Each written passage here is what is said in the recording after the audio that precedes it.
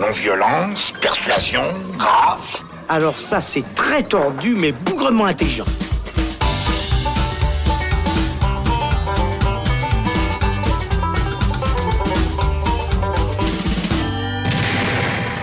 Salut les cinéphiles, bonjour à tous et bienvenue dans le Shot, la version courte du Saloon, où il sera question aujourd'hui de Double Vie, le nouveau film d'Olivier Assayas qui revient avec un film au casting 100% français après Personal Shopper, c'était en 2016. Le réalisateur retrouve une nouvelle fois Juliette Binoche qui incarne une star de série télé aux côtés de Guillaume Canet, Vincent McCain ou Nora Hamzaoui. Double Vie a été présenté au Festival de Venise l'année dernière et sort sur nos écrans le 16 janvier. Pour servir ce shot, j'accueille Robin Jonin. Salut Robin. Salut Alex. Qu'est-ce que ça raconte Double Vie d'Olivier Assayas ? Et puis, il me semble que tu as beaucoup aimé le film. Pourquoi ? Alors, Double Vie, ça raconte finalement peu de choses et beaucoup de choses à la fois. Donc on va suivre, donc, comme tu le disais, ces 4 personnages principaux qui sont vraiment au cœur de cette intrigue. Donc on retrouve, tu l'as dit, Juliette Binoche qui joue le rôle d'une actrice. On a Guillaume Canet qui joue lui le rôle qui dirige une maison d'édition, une célèbre maison d'édition.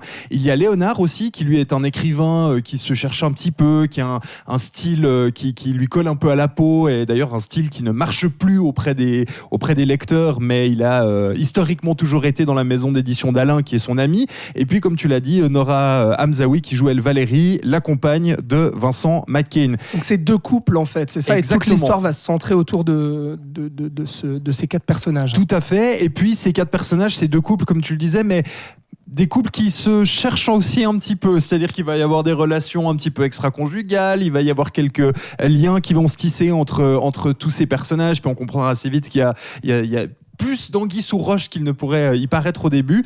Et puis en fait, donc, le film commence assez, on va dire assez basiquement, avec tous ces personnages qui vivent un petit peu leur vie, qui ont aussi des questions, on va dire des questions assez aube 2019 finalement. C'est là qu'on voit qu'Olivier Assayas, et d'ailleurs critique cinéma, est passé par le journalisme. C'est quelqu'un d'assez littéraire. C'est vrai qu'il faut le savoir, le film est assez littéraire. Il y a des beaux plans, il y a une mise en scène intéressante, mais on y va plus pour la réflexion, le côté un peu littéraire, le côté un peu réflexion sur notre civilisation et notre époque surtout.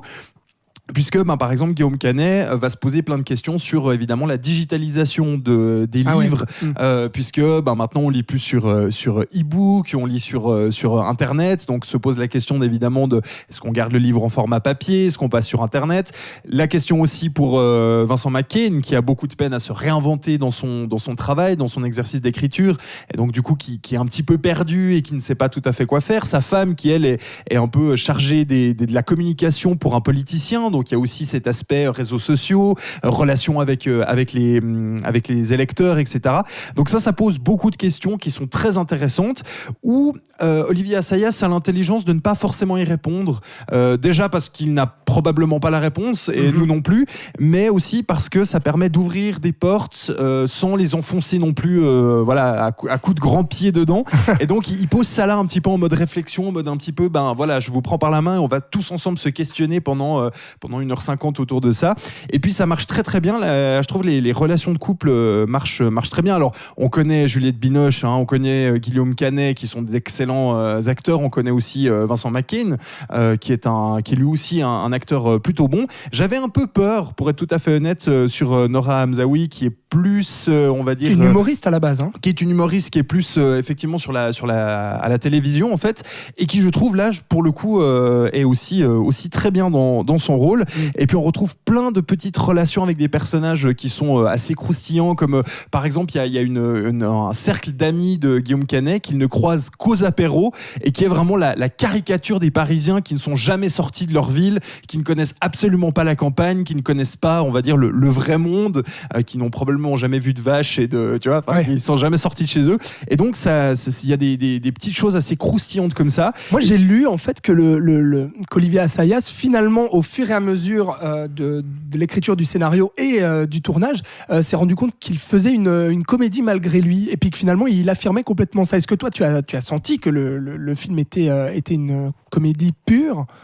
Alors, comédie pure, peut-être pas, parce qu'effectivement, comme on disait, il y a quand même pas mal de réflexions, donc on va pas rire à gorge déployée pendant 2 heures, mais effectivement, il l'aborde effectivement de manière assez comique, c'est-à-dire que c'est pas un drame plombant où on va se dire oh là là, dans 3 ans les maisons d'édition n'existent plus, les écrivains n'existent plus.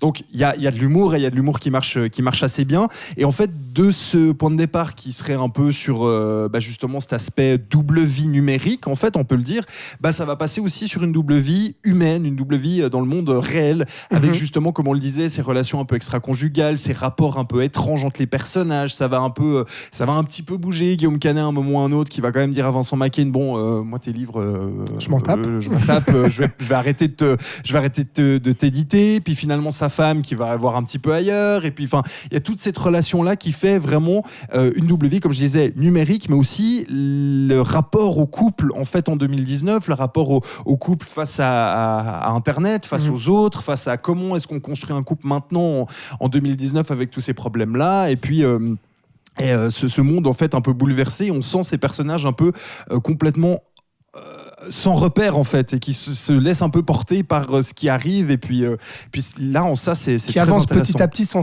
savoir exactement où ils vont, en fait, en se posant énormément de questions sur le monde d'aujourd'hui. C'est un petit peu ça. Oui, c'est ça, avec plein de questions aussi par exemple Vincent Macaigne à un moment, c'est pas un spoil, mais il arrive finalement à sortir un livre, et puis dans ce livre en fait il attaque assez ouvertement son ex-compagne. Alors il change le nom, mais enfin tout le monde a compris que c'était elle. Et du coup, ça aussi pose la question lors de sa séance de dédicace où tu as quelqu'un dans le public qui dit mais vous avez vu cette page sur ce blog où en fait on dit que vous attaquez ouvertement votre ex-compagne, etc. Donc on sent aussi le rôle d'Internet, le rôle des réseaux sociaux, évidemment de la multi-communication où en fait tout le monde peut donner son avis, tout le monde peut réagir à tout, et ça vient s'incruster dans finalement ces histoires de couple qui, oui, à la base, pourrait être banal, mais finalement évolue pas mal et change évidemment en fonction de ce qui va arriver. C'est un film surtout basé sur ses personnages, ses dialogues, et du coup, un film de comédien ou pas ? Oui, alors tout à fait, c'est tout à fait un film de ça. On trouve, comme je disais, je trouve qu'il y a vraiment alors l'humour, on l'a dit, il y a une sensibilité, ça marche très très bien dans leur rapport en fait en couple. Moi c'est quelque chose que je me suis remarqué, je me dis ah ouais, là le couple a l'air crédible, tu vois, enfin on sent qu'il a l'air vraiment d'avoir quelque chose et que ça marche bien. Et puis comme on le disait, cette réflexion intellectuelle qui peut-être peut faire peur de prime abord, mais qui est plutôt intéressante et qui n'entrave pas sur l'humour, sur le côté assez divertissant malgré tout. Voilà, c'est pas un film ultra intello, mais ça a le mérite d'être peut-être un peu plus réflexif et un peu plus intelligent que certains blockbusters qui sortent actuellement. Alors on peut peut-être aussi juste dire, je l'ai peut-être vaguement évoqué, mais c'est pas un film de mise en scène, c'est-à-dire qu'elle est tout à fait de qualité et propre, mais évidemment on n'y va pas pour ça, on y va vraiment pour comme je disais, pour la réflexion, pour les dialogues, pour la réflexion que ça pose, parce que on sent que c'est quelque chose qui travaille Olivier Assayas, qui comme je l'ai dit était donc ancien journaliste, qui doit aussi forcément être un peu concerné par ces questions de digitalisation. En plus maintenant il est cinéaste, donc forcément avec toutes ces questions de on va retrouver mon film sur internet dans 2 semaines, comment ça va se passer, etc.